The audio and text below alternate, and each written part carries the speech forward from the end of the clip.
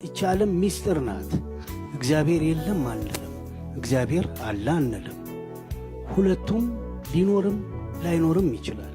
ዋናው ጉዳይ ግን አሁን ባለን ሕይወት ውስጥ ጣልቃ የመግባት ፍላጎት አለው ወይ ብትሉኝ የለውም። ጣልቃ የመግባት ፍላጎት ቢኖረው ኖሮ ቀንን ቀን ምሽትን ምሽት አያረግም ነበር። ምድርን ያለ ካስማ እንዲያሽከረከረ እዛ ጋር ያለውን ተአምር እዩ አይደል? ያንን ሁሉ ያደረገው ራሱን ነፃ ለማውጣት ነው። በሰው ልጆች መካከል ሴክስ እንዲኖር አድርጎ ልጆች እንዲወለዱ ያደረገው ከጭቃ መስራት ነፃ ለማውጣት ነው፣ በጭቃ እያቦካ። ስለዚህ ነፃ ለማድረግ ራሱን ነፃ ለማድረግ የሰራው ይበልጣል። ለምን ራሱን ነፃ ያደርጋል? በእያንዳንዱ ነገር ውስጥ የሚገባ ከሆነ አይገባም። ለሰው ልጆች አሳልፎ ሰጥቶናል። ቀድመው ለነቁ ሰጥቶናል። ስለዚህ ቀድሞ የነቁ ሰዎች እጣፈንታችንን ይወስናሉ።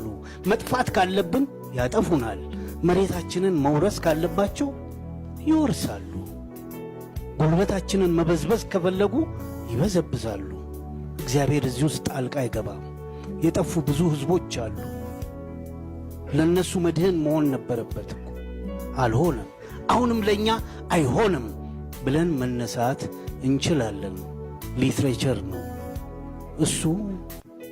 ይጠቅመናል አይጠቅመንም በኋላ እናየዋለን። ለሥራ ካነሳሳን፣ መጥፊያችንን ካደበዘዘልን። የወቅቱ አምላክ ሰው ነው። ሲፈልግ ያድንሃል፣ ሲፈልግ ይነቅልሃል፣ ሲፈልግ ይገልሃል፣ ሲፈልግ ያድንሃል። ሰው እጅ ላይ ወድቀናል፣ ብታውቁም ባታውቁም። እዚህ ውስጥ እግዚአብሔር ወይም አላህ ጣልቃ ይገባል ብላችሁ አታስቡ። አይገባም። የምትበላውን ፈልግ፣ እሱ አይልክም። መጎናጸፊያን ራስህ ሸምን፣ እሱ አይልክም። ከቻልክ አሸንፈ ትኖራለህ። ከተሸነፍክ፣ ለዚህ ነው ናሽናል ጂኦግራፊ የዛን ሁሉ የአራዊት ሕግ በየጭንቅላታችን ውስጥ የሚከቱት። ለዛ ነው አሸንፈናቸዋል። እንዳንበሳው፣ እንደ ነብሩ፣ እንደምናምን፣ እንደ ጅቡ። እኛ ደግሞ እንደሚዳቋው እንደምኑ ሆነን ልንቀጥል እንችላለን እዚህ ዓለም ላይ እና አትጠራጠሩ። እስከ ዛሬ ያመንነው ይበቃል። አሌክስ፣ እንግዲህ እስካሁን ካነበብኳቸው መጽሐፎች ቅድም ዛጋራ ያለው ወንድሜ ሀሳብ እቀራለሁ በጣም ማልስማማበት ሼልፌ ላይ እንዳይኖር ከምፈልጋቸው መጽሐፎች መካከል አንዱ ነው።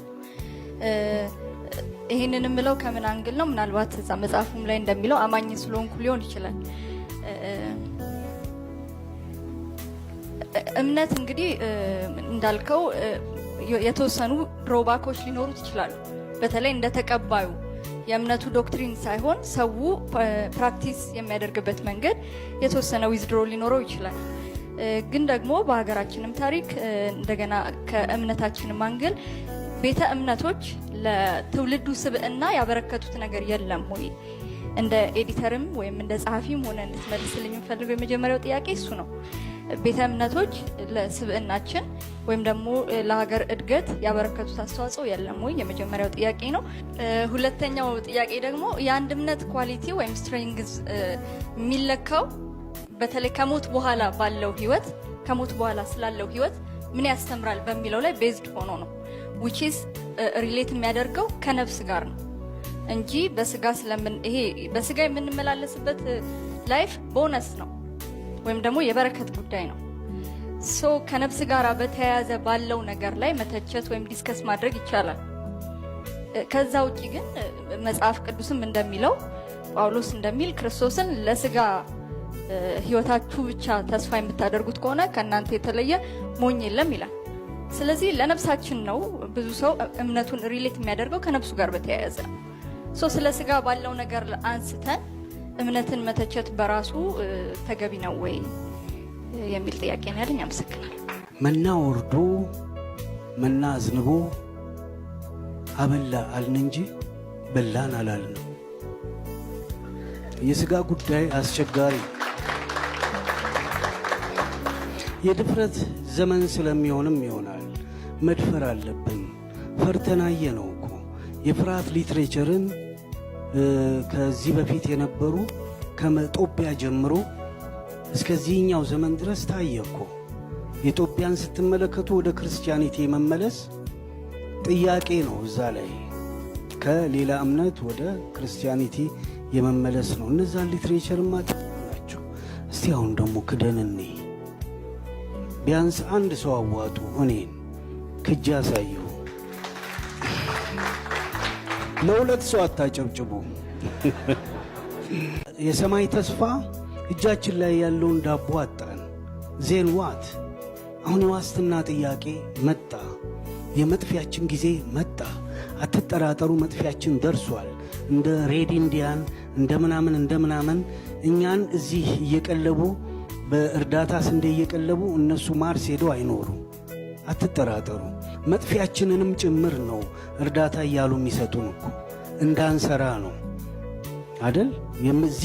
እዚች ምድር ላይ ያላቸውን ተስፋ እንዳናጨልምባቸው በእርዳታም ቢሆን እንዳንሰራ ያደርጉናል። ይሄ ሁሉ የመጥፊያችን ጅማሮ ነው። ይህንን መጥፊያ መቀልበስ የሚቻለው እስከ ዛሬ የኖርነውን እንደገና ሪቫይዝ በማድረግ ጭምር ነው። እንዴት ነው ሪቫይዝ የምናደርገው? ከአምላካችን ጀምሮ እንደገና መመርመር መጠየቅ ግድ ይለናል ማለት ነው። አለበለዚያ ግን ከአምላክ እጅ ወጥተን ሰው እጅ ላይ አርፈናል። የማያገናዝብ ሁሉንም ማግበስበስ የሚወድ የኢኮኖሚ አውታሩ እያደገ የማይበቃው ሰው ላይ አርፈናል እጃችን አይደል? ዝም ብለን ንጥፋ?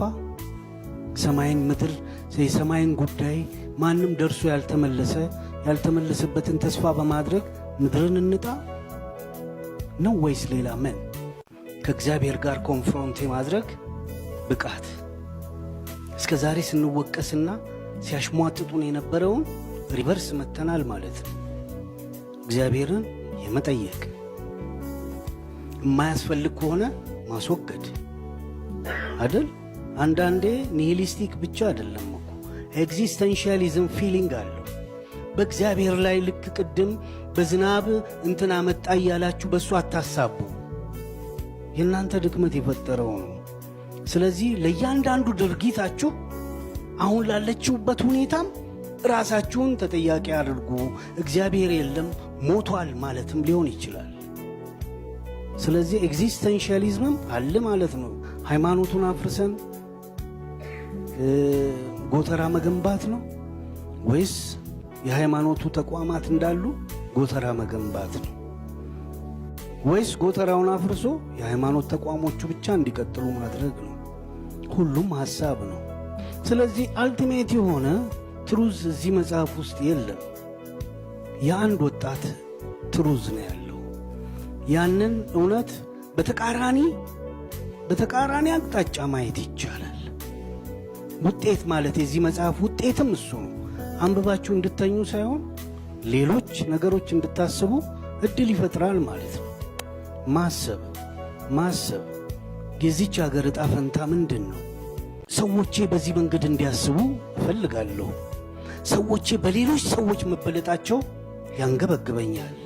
አንዳንዴ ከከብት ነው እንዴት ተፈጠር ነው እንድንል ሁሉ እንዴት ነው መብላት እውነት የሚሆነው? እንዴት ነው መጠጣት እውነት የሚሆነው? መብላትና መጠጣትን እንዴት አናሳድግም ብለን እንድንጠይቅ ሁሌም የሚያደርግ አንድ ጊዜ ሰፈራ የሚባል አለ አይደለም?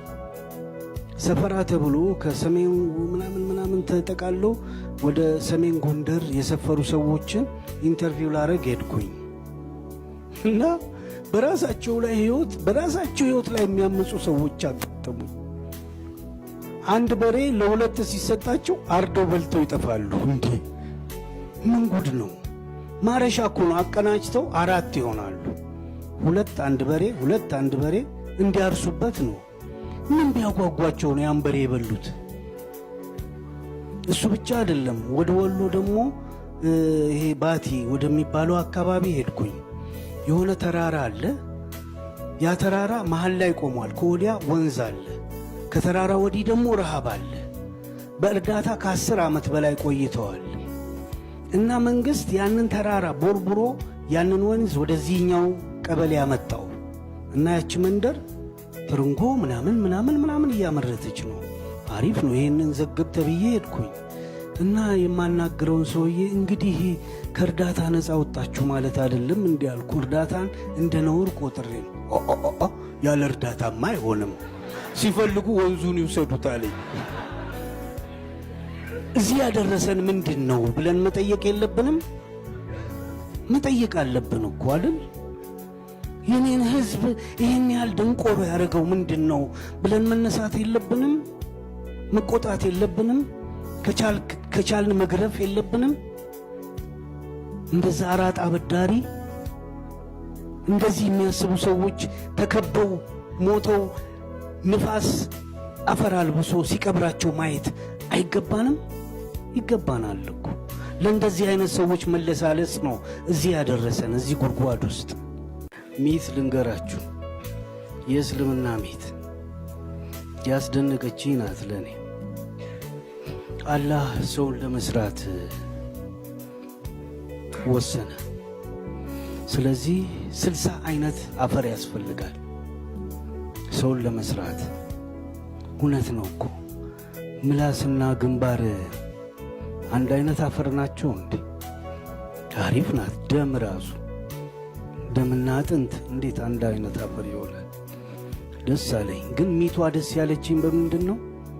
አላህ ከመሬት ላይ አፈር መቆንጠር ሲጀምር መሬት ዋይ ብላጮች ምንድን ነው ሲላት፣ ምንድን ነው ገላይን እንትን የምትለው አለች። አይ ሰው ልሰራ ነው። ሰው ምን አይነት ነው? ሰው እንዲህ ደካማ ነው። አሁን ያለነውን ይናገራል። እንዲህ ያለ ከተሰጠው ጥሩ ቦታ ላይ ወርዶ እዚህ እንትን የሚል ነው ምናምን ምናምን ሲላት፣ አላህ በአላህ የሆነበት ገላይን እንዳትነካ አለችው። አሪፍ ናት መሬት አይደል? እውነት ነው እኮ በእኛ ዕዳ አብራ ስትቃጠል ትኖራለች። ከእሷ ስለተሰራል እንዳትነካ ስትለው አላህ ምንም አላለም፣ ጥሎ ሄደ። ከዛ ምናልባት ለዝባ ይሆናል ብሎ ሌላ መላእክት ላከ። ሂድ አምጣልኝ አለችው። ሲቆንጥር ምንድን ነው አለችው። አላህ ልኮኝ ሰው መስሪያ አፈር አላህ በአላህ ይዤሃለሁ እንዳትነካ አለችው። እሱም መጣ። ምን አለች አለው። ኧረ በአላህ ይዤሃለሁ አካላቴን እንዳትነካ አለችኝ አለ። እንደዚህ እያለ ሶስተኛውን መልአክ ላከው። ሂድና እስቲ ምናምን አለ። ከዛ አፈሯን ሲቆነጥር ምንድን ነው አለ። ሰው መስሪያ ምናምን በአላህ ይዤሃለሁ ገላይ እንዳትነካ ስትይ ባክሽ ራሱን ይላከኝ አላትና አፈሯን ይዞ መጣ እና ወስዶ አላህ ፊት አስቀመጠ። እንዴት ሰጠች አሉ። አይ በአላህ ይዤሃለሁ ስትል ባክሽ ራሱን ይላከኝ ብዬ ቢያንስ እዝነት ልታዝን ይገባ ነበር። ያንን እዝነት አላከናወንክምና መልአከ ሞት አርጌያለሁ አሉ። አሁን መልአከ ሞት መጥቶ ሊወስዳቸው ሲል ኧረ በአላህ ብትሉት ባክህ ራሱን ይላከኝ ብሎ እምነት ከዚህ ሌላ ምንም ጥቅም የለውም ለኔ። እንዲህ አይነት ዕውቀት እንዲህ አይነት ጉዳይ ወደ እኔ እንዲያስተላልፍ ነው። ከዛ የተሻለ ነገር አለው ብዬ አላስብም። አንዳንዴ የተለያዩ ሶሳይቲዎችን ሚት ነው የምንሰበስበው።